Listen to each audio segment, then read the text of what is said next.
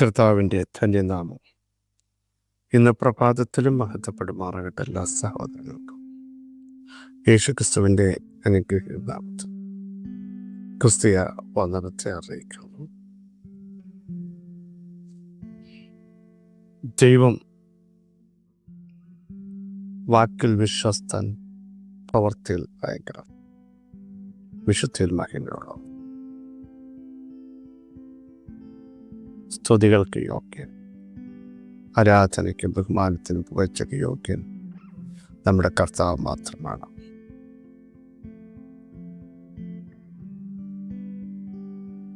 സകല ഭൂവാസികളുമുള്ളവരെ യഹോവയ്ക്കാർപ്പെടുകയും, കാരണം അവിടെ സൃഷ്ടിതാവായ ദൈവമാണ്, നമ്മെ ഉണ്ടാക്കിയ ദൈവമാണ്. നമ്മുടെ ദൈവത്തിന് പ്രത്യേകത, നാം ഉണ്ടാക്കിയ ദൈവമല്ല, നമ്മെ ഉണ്ടാക്കിയ ദൈവമാണ്. എത്ര പേർക്ക് വിശ്വസിക്കാൻ കഴിയും? എന്നെ കരങ്ങളിലെടുക്കുന്ന ദൈവം, എന്നോട് സംസാരിക്കുന്ന ദൈവം, കാണുന്ന ദൈവം, എൻ്റെ വിഷയങ്ങൾ കേൾക്കാൻ കഴിവുള്ളവൻ. കാണാത്ത ദൈവത്തെയോ സംസാരിക്കാത്ത ദൈവത്തെയോ ചലിക്കാത്ത ദൈവത്തെയോ അല്ല നമ്മൾ സേവിക്കുന്നതെന്ന് ഇന്ന് പ്രഭാതത്തിൽ വ്യക്തമായി മനസ്സിലാക്കുക. നമ്മുടെ ദൈവം നമ്മളെ ഭുജത്തിൽ വഹിക്കുന്നു. തള്ളകളെ പതുക്കെ നടത്തി കുഞ്ഞാടുകളെ തൻ്റെ ഭുജത്തിൽ വഹിക്കുകയും ചെയ്യും. ത്രാണിയില്ലാത്തതിനെ അവിടുത്തെ ശ്രേഷ്ഠ ഭുജത്തിൽ വഹിക്കും. ധൈര്യം ചോർന്നു പോകുമ്പോൾ മാറോടണച്ച, ഭയപ്പെടണ്ട, ഞാൻ നിന്നോട് കൂടെയുണ്ട്. ഭ്രമിച്ചു നോക്കണ്ട, ഞാൻ നിന്റെ ദൈവമാണ്.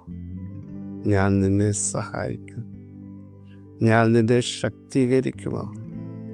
അരുളി ചെയ്ത ശ്രേഷ്ഠനായ ദൈവത്തിൻ്റെ ശ്രേഷ്ഠഭുജത്തിനായി ഇന്ന് നമുക്ക് നന്ദി പറഞ്ഞ് അവിടുത്തെ ആരാധിക്കാം. യഹോവയായ ദൈവം അവിടുത്തെ പ്രവൃത്തികൾ എവിടൊക്കെ ചെയ്തിട്ടുണ്ടോ, ഒരു ശക്തിക്കും അവിടെ നിൽക്കാൻ കഴിഞ്ഞില്ല. ഏതൊക്കെ വെല്ലുവിളികളുടെ മേലും ഇന്നു പകൽ ദൈവം തൻ്റെ പ്രവൃത്തി ചെയ്യാൻ മതിയായവനാണ്, സർവശക്തനാണ്. സഹോദരങ്ങളെ, പരിധികൾ നോക്കരുത്, പരിമിതികൾ നോക്കരുത്. ഇപ്പോൾ ആയിരിക്കുന്ന വിഷയങ്ങളുടെ ആഴങ്ങൾ ചിന്തിക്കരുത്. ആഴത്തിൽ നിന്നും ചിലതിനെ കയറ്റാൻ ഇന്നും എൻ്റെ കർത്താവിന്. ആഴത്തിൽ പോയ കോടാലിയെ തിരിച്ചു വരുത്തിയില്ലേ? അതൊരു പ്രവചന ശബ്ദമല്ലേ? എവിടെയാ വീണതെന്ന് എലീശ ചോദിച്ചപ്പോൾ, ചെളിക്കകത്ത് പോയത്, പൊങ്ങി വരാൻ സാധ്യതയില്ലാത്തത്, നീ തിരിച്ചു കയ്യിൽ കിട്ടാനോ എടുക്കാനോ പറ്റില്ലെന്ന് ചിന്തിച്ചത്, തിരിച്ചു കൊടുക്കേണ്ടതായിരുന്നു.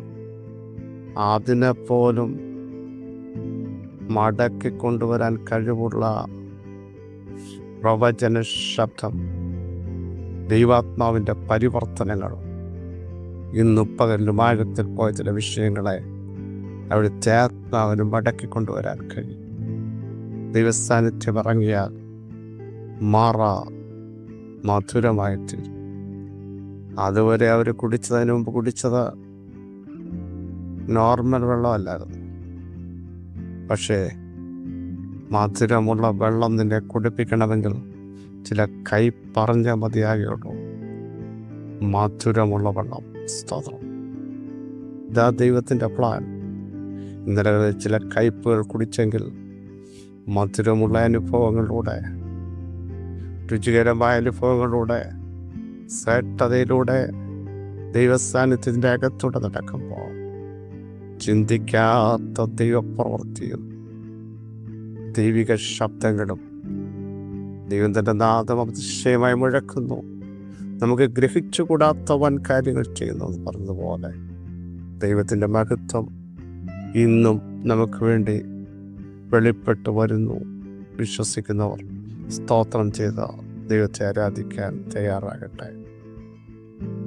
ജനമേ, എല്ലാ കാലത്തും യഹോവയിൽ ആശ്രയിക്കുകയും എല്ലാ കാലത്തും ഏത് സാഹചര്യത്തിലും ആശ്രയിക്കാൻ കൊള്ളാവുന്ന ഒരേ ഒരുവൻ നമ്മുടെ കർത്താവായ യേശു മാത്രം. അവിടുത്തെ മുൻപാകെ നമുക്ക് സമർപ്പിക്കാം. യോശുവയുടെ പുസ്തകം 4-ാം അധ്യായം 18-ാം വാക്യം. യഹോവയുടെ സാക്ഷ്യപെട്ടകം ചുമക്കുന്ന പുരോഹിതന്മാർ യോർദാന്റെ നടുവിൽ നിന്ന് കയറി പുരോഹിതന്മാരുടെ കാൽ കരയ്ക്ക് പൊക്കിവെച്ച ഉടനെ യോർദാനിലെ വെള്ളം വീണ്ടും അതിൻ്റെ സ്ഥലത്ത് വന്നു. മുൻപത്തെ പോലെ തീരം കവിഞ്ഞു ഒഴുകി. ചരിത്രം നമുക്കെല്ലാം അറിയാം. കൊയ്ത്തുകാലത്ത് പോലും യോർദാൻ കര കവിഞ്ഞൊഴുകുകയാണ്. ദൈവത്തിൻ്റെ അരുളപ്പാട് യോശുവ മുഖാന്തരം ജനത്തോട് കൊടുക്കുകയാണ്. നിങ്ങളെ തന്നെ ശുദ്ധീകരിപ്പീൻ, നാളെ നിങ്ങളുടെ ഇടയിൽ ദൈവ അതിശയം പ്രവർത്തിക്കും. അടുത്ത ഉറപ്പായി പറയുന്നു, ഞാൻ മോശയോട് കൂടെ ഇരുന്ന യോശുവയെ നിന്നോട് കൂടെ ഇരിക്കും എന്നു. എല്ലാ ഇസ്രായേൽ മക്കൾ അറിയേണ്ടതിന് ഇന്ന് അവർ കാണെ ഞാൻ നിന്നെ വലിയവനാക്കാൻ തുടങ്ങും. എങ്ങനെ ജനത്തെ നയിക്കും, എന്നെ കൊണ്ട് ഇത് കഴിയുമോ എന്ന് നീ ചിന്തിക്കുമ്പോൾ മോശയുടെ കൂടെ ഇരുന്ന അദ്ദേഹത്തെയോ ഞാൻ എനിക്ക് മാറ്റമില്ല. ഇതിന്റെ ദൈവികാരുളപ്പാടുകൾ യോശുവ അറിയിച്ചു. പുരോഹിതന്മാരെ സജ്ജരാക്കി. അവർ പെട്ടകം തോളിൽ ചുമന്നുകൊണ്ട് യോർദാനിലേക്ക് പോകുകയാണ്. സർവഭൂമിയുടെ നാഥനായ യഹോവയുടെ പുട്ടകൻ ചുമക്കുന്ന പുരോഹിതന്മാർ അവരുടെ ഉള്ളംകാൽ യോർദാനിലെ വെള്ളത്തിൽ ചവിട്ടിയ ഉടനെ വെള്ളം രണ്ടായി. വന്നിടത്തേക്ക് വെള്ളമൊഴി. കരകവിഞ്ഞൊഴുകിക്കൊണ്ടിരുന്ന യോർദാനിൽ പുരോഹിതന്മാരുടെ സ്പർശനം ആ വെള്ളത്തിലേറ്റപ്പോൾ വന്നിടത്തേക്ക് ചിലത് തിരിഞ്ഞൊഴുകാൻ തുടങ്ങി. യോർദാൻ ഉണങ്ങിയ നിലമായി. അതിൻ്റെ നടുക്ക് പുരോഹിതന്മാരിറങ്ങി. അവർ കല്ലുകൾ തട്ടി ദൈവത്തിന് മഹത്വം കരയറ്റി. ഇന്ന് പകൽ എനിക്ക് പറയാനുള്ള ദൂത, നിനക്കിറങ്ങാൻ പറ്റത്തില്ലെന്നും നിന്റെ നിലനിൽപ്പ് അപകടത്തിലാക്കിയ, നിന്റെ കൊയ്ത്തിനെ അപഹരിച്ച, നിന്റെ സന്തോഷത്തെ അപഹരിച്ച, സമാധാനത്തെ ഇല്ലാതാക്കിയ, കുടുംബജീവിതത്തെ തകർത്ത, നിന്റെ ദേശത്തെ നിലനിൽപ്പിനെതിരെ ശക്തമായി വെല്ലുവിളിച്ചൊഴുകി വന്ന, നിന്റെ ശരീരത്തിനും പ്രാണനുമെതിരെ വന്ന ചില മരണത്തിൻ്റെ യോർദാൻ വന്നിടത്തേക്ക് ഒഴുക മാത്രമല്ല, നീ അതിൻ്റെ നടുക്കിറങ്ങി നിൽക്കും. Praise the Lord. ഇത് മനസ്സിലായോ? യേശുവിൻ്റെ നാമത്തിൽ അഭിഷേകത്തിൻ്റെ ശക്തിയാൽ, പ്രാർത്ഥനയുടെ ശക്തിയാൽ ആരാധിക്കുന്നവൻ നിന്നെ വെല്ലുവിളിച്ച ശക്തിയുടെ നടുവിലിറങ്ങും. അവർ ഇറങ്ങി. ദൈവത്തിൻ്റെ മഹത്വം കണ്ടു. ജനമെല്ലാം ഉണങ്ങിയ നിലത്തൂടെ അക്കരെ എത്തി. പ്രിയരെ, പുരോഹിതന്മാർ തിരിച്ചു കയറിയപ്പോൾ അതേ യോർദാൻ രണ്ടായി. യോർദാൻ തിരിഞ്ഞൊഴുകി. യോർദാൻ വീണ്ടും ഒന്നിച്ചില്ലേ? കരകവിഞ്ഞൊഴുകിയില്ലേ? ഇതാണ് അഭിഷേകത്തിൻ്റെ ശക്തി.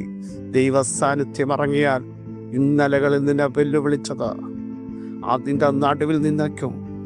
അതിൻ്റെ നടുവിലൂടെ ജനം കടന്നു പോകും. തിരിച്ച് നീ കയറുമ്പോൾ നമുക്കറിയാം, ചെങ്കടലിനും അതല്ലേ സംഭവിച്ചത്. ജനമക്കരെ കടന്നു. പക്ഷേ ഫറവോനും സൈന്യവും അതേ പാതയിലൂടെ നടക്കാൻ പോയപ്പോൾ ദൈവം അനുവദിച്ചില്ല. ദൈവം ആ വെള്ളത്തെ വീണ്ടും ഒന്നിപ്പിച്ചില്ലേ? ഫറവോന്റെ ശക്തികൾ അവിടെ അതിനകത്ത് മുങ്ങിപ്പോയില്ലേ? തകർന്നു പോയില്ലേ? ഇതാ ദൈവപ്രവൃത്തി എന്ന പരിശുദ്ധാത്മാവ് വിളിച്ചു പറയുന്നു. അഭിഷേകത്തിന്റെ മുമ്പിൽ ചെയ്തോടെ യേശു ആദ്യ യോർദാനിൽ ഇറങ്ങിയില്ലേ? പരിശുദ്ധാത്മാവ് ഇറങ്ങി വന്നില്ലേ? ഇവൻ എൻ്റെ പ്രിയ പുത്രൻ, ഇവൻകൾ ഞാൻ പ്രസാദിച്ചിരിക്കുന്നത് ശബ്ദം സാനപ്പെടുന്ന സമയത്ത് കേൾപ്പിച്ചില്ലേ സ്വർഗം? യോർദാന്റെ ഒഴുക്കിന് തടയാൻ കഴിഞ്ഞ പ്രിയരെ? അധികാരമുള്ളവനും അവകാശമുള്ളവനും അഭിഷേകമുള്ളവനും നിയോഗമുള്ളവനും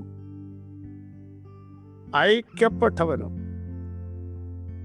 ഇറക്കത്തില്ലെന്ന് ചിന്തിക്കുന്ന ഇടത്തിറങ്ങും, അതിൻ്റെ നടുവിലിറങ്ങും. ഒരു ശക്തിക്ക് നിന്നെ തോടാൻ പറ്റില്ല, നിന്നെ മുക്കാൻ പറ്റില്ല. ഒഴുക്കാൻ പറ്റുന്നതിനെ തിരിച്ചൊഴുക്കും. ചില ഒഴുക്കുകളെ ഡൈവേർട്ട് ചെയ്ത് വിടുന്ന ദൈവശക്തി ഇന്ന് പ്രഭാതത്തിൽ വ്യാപരിക്കുക. നിലനിൽക്കാൻ പറ്റുമോ? ഒഴുകിപ്പോകുമോ? തകർന്നു പോകുമോ? ചിതറിപ്പോകുമോ? അനുഭവിക്കാൻ കഴിയുമോ? പൂർത്തീകരണത്തിലേക്ക് വരുമോ? എന്ത് സംഭവിക്കുമെന്ന് ചിന്തിച്ച് ഭാരപ്പെടുന്നവരോട് പരിശുദ്ധാത്മാവ് നിന്നെ അതിൻ്റെ നടുവിലിറക്കി ഉണങ്ങിയ നിലത്തൂടെ നടത്തുന്ന ദൈവത്തിൻ്റെ സാന്നിധ്യം യേശുവിൻ്റെ നാമത്തിൽ വെളിപ്പെടാൻ പോകുക. വിശ്വസിക്കുന്നവർ ആമേൻ പറഞ്ഞ ദൈവശക്തിയുടെ മുമ്പാകെ നമ്മളെ തന്നെ ഒന്ന് വിധേയപ്പെടുത്തി കർത്താവേ, ഞങ്ങൾ പതറത്തില്ല. അതിൻ്റെ നടുവിൽ ഞങ്ങൾ ഇറങ്ങി നിൽക്കും. ഞങ്ങൾ ചാവിട്ടും, ഞങ്ങൾ കൽപ്പിക്കും, ഞങ്ങൾ ചിലതിനെ നിശ്ചലമാക്കും, ചിലതിനെ വന്നിടത്തേക്ക് തിരിച്ചുവിടും. യേശുവിൻ്റെ നാമത്തിൽ ദൈവസാന്നിധ്യം ഇറങ്ങട്ടെ.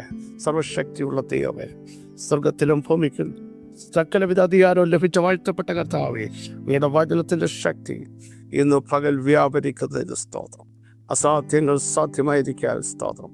ദൈവത്തിൻ്റെ മഹത്വവും കൃപയും യേശുവിൻ്റെ നാമത്തിൽ വെളിപ്പെട്ടു വന്നിരിക്കാൻ സ്തോത്രം. കൃപ നാർപ്പോടെ ഞങ്ങൾ ആണിക്കല്ല് കയറ്റും. വലിയ അത്ഭുതം ദൈവം ചെയ്തിരിക്കാൻ സ്തോത്രം. സകല മഹത്വം യേശുവിൻ നാമത്തന്നെ ആമേനാണ്. ക്രിസ്തു വത്സല സഹോദരങ്ങളെ, ധൈര്യത്തോടെ മുമ്പോട്ട് പോവുക. ദൈവശക്തി വ്യാപരിക്കാൻ പോകുകയാണ്. അഭിഷേകമുള്ളവർ എഴുന്നേൽക്കട്ടെ, പ്രാർത്ഥിക്കുന്നവർ എഴുന്നേൽക്കട്ടെ, ആരാധിക്കുന്നവർ എഴുന്നേൽക്കട്ടെ. നിങ്ങൾ ചവിട്ടാൻ തയ്യാറാകൂ. ചില കുത്തൊഴുക്ക് വന്നിടത്തേക്ക് മാറിപ്പോവുകയാണ്, തിരിഞ്ഞു പോവുകയാണ്. നിങ്ങൾ അതിൻ്റെ നടുക്ക് നിന്ന് ദൈവത്തിന് മഹത്വം കരയറ്റുക. ശക്തനായ എനിക്ക് വലിയ ചെയ്തിരിക്കുന്നത് പറയത്തക്ക രീതിയിൽ ദൈവാത്മാത്ഭുതം ചെയ്തിരിക്കുകയാണ്. ഈ വചനങ്ങളോട് സഹായിക്കട്ടെ. ക്രിസ്തുവിൽ നിങ്ങളുടെ സഹോദരൻ പ്രസപ്പിച്ചു.